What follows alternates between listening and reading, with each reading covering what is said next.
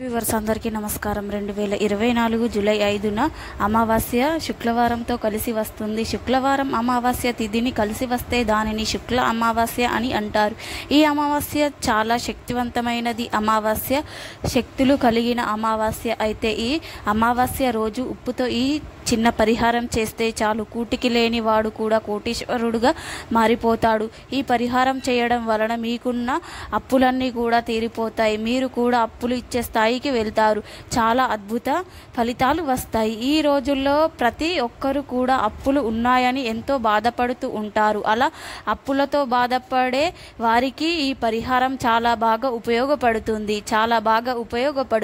అందులోనూ ఈ శుక్ల అమావాస్య చాలా శక్తివంతమైనది. తిరగని ఈ రోజు ఉప్పుతో ఈ చిన్న పని చేయండి, చాలు అద్భుతమైన ఫలితాలు వస్తాయి. మీ కళ్ళల్లో మీరే ఆశ్చర్యపోతారు. అంతటి చక్కటి ఫలితాలు వస్తాయి. మగవారు ఆడవారు అని తేడా లేదు, ఎవరైనా ఈ పరిహారం చేసుకోవచ్చు. కానీ చీకటి పడిన తర్వాత, అంటే రాత్రి 7 తర్వాత మాత్రమే ఈ పరిహారం చేయాలి. అది కూడా ఎవరికి తెలియకుండా రహస్యంగా చేయాలి. అంటే ఇంట్లో వారికి కూడా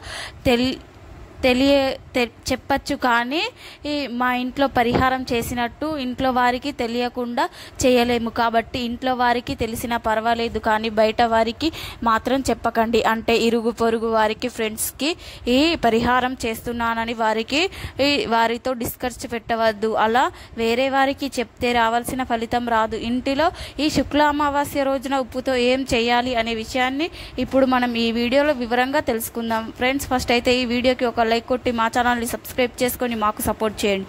మీ సపోర్ట్ మాకు చాలా అవసరం.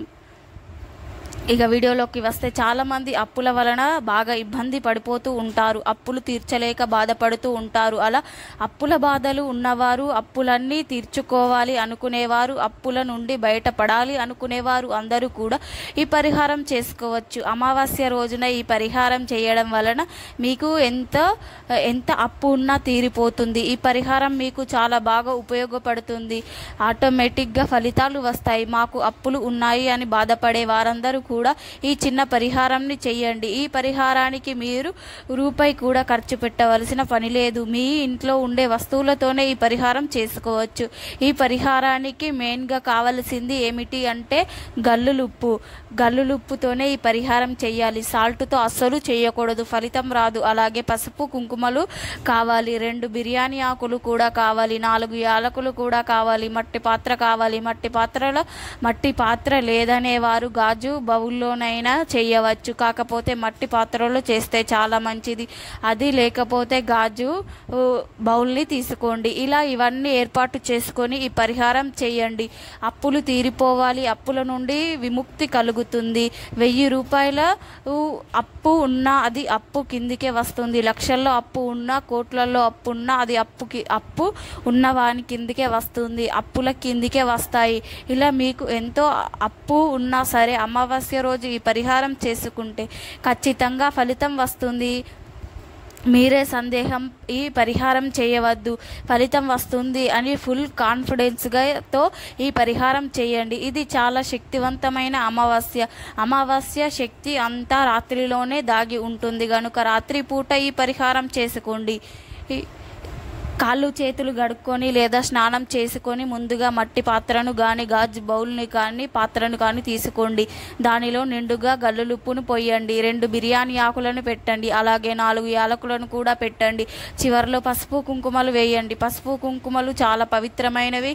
యాలకులకు ధనాన్ని ఆకర్షిస్తాయి. బిర్యానీ ఆకు కూడా అప్పుల నుండి బయటపడేలా చేస్తుంది, అనేది చెడును లాగేసుకుంటుంది. మన అప్పులను తీర్చేసే శక్తి కూడా ఉప్పుకు ఉంటుంది కనుక ఈ పరిహారం ఈ పాత్రను సిద్ధం చేసుకొని చేతిలో పట్టుకొని మీ ఇష్ట దైవాన్ని సంకల్పం చెప్పుకోండి. దేవుడమ్మ, అవసరం కోసం ఈ పరిహారం చేస్తున్నాము, అప్పుల నుండి బయటపడేలా చూడు దేవుడా, నీ చల్లని చూపు మాపై కరుణించు, మా అప్పులను తీరిపోయేలా చూడు అని సంకల్పం చెప్పుకోండి. ఆ తరువాత ఉప్పు పాత్రను తీసుకొని వెళ్ళి వంటగదిలో ఒక మూలన కానీ పూజ గదిలో ఒక మూలన కానీ పెట్టుకోవాలి.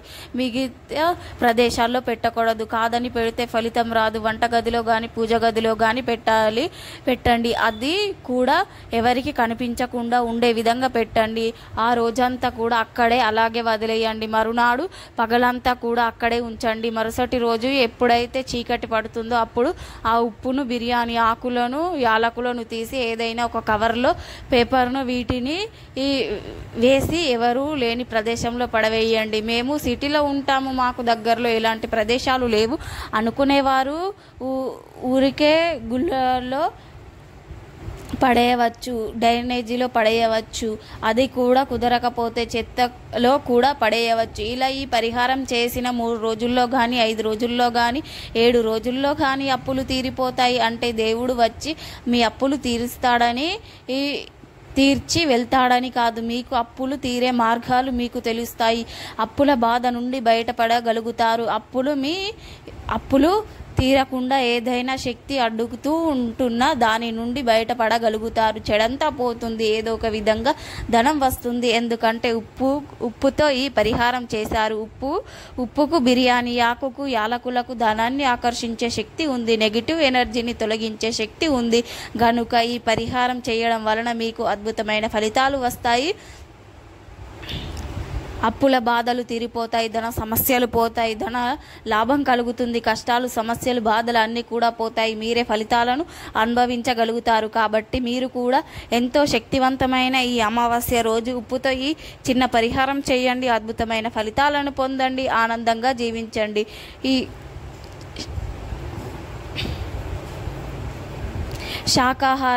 అమావాస్య రోజు శాకాహారాన్ని మాత్రమే తినాలి. మాంసాహారం తినకూడదని పండితులు తెలియజేస్తున్నారు.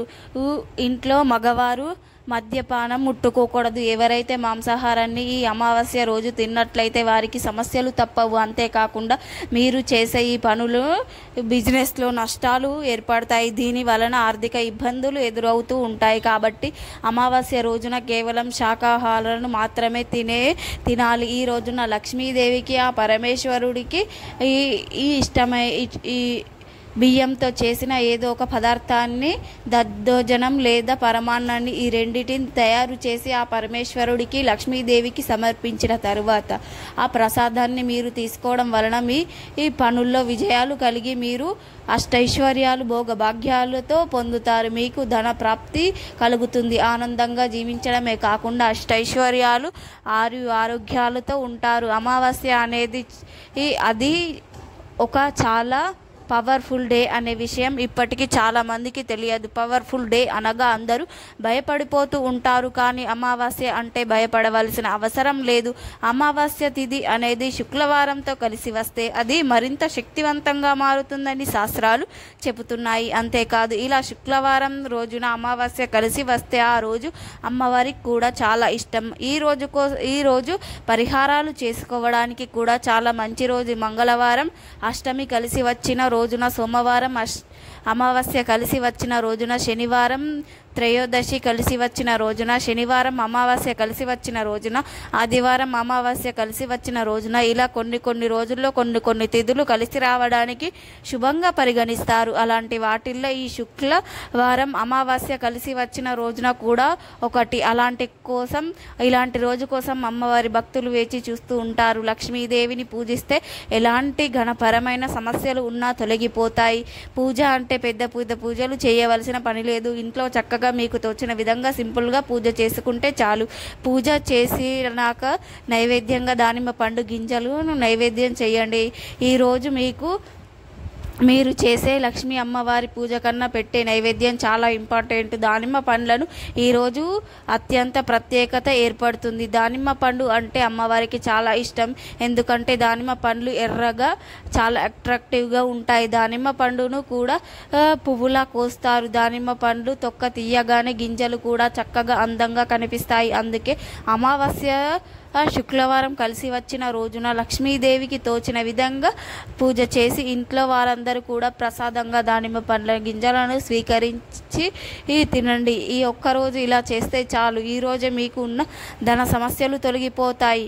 ఈ వీడియో నచ్చితే లైక్ చేయండి, షేర్ చేయండి, అలాగే మా ఛానల్ని సబ్స్క్రైబ్ చేసుకోండి. మీ అందరికీ ధన్యవాదములు.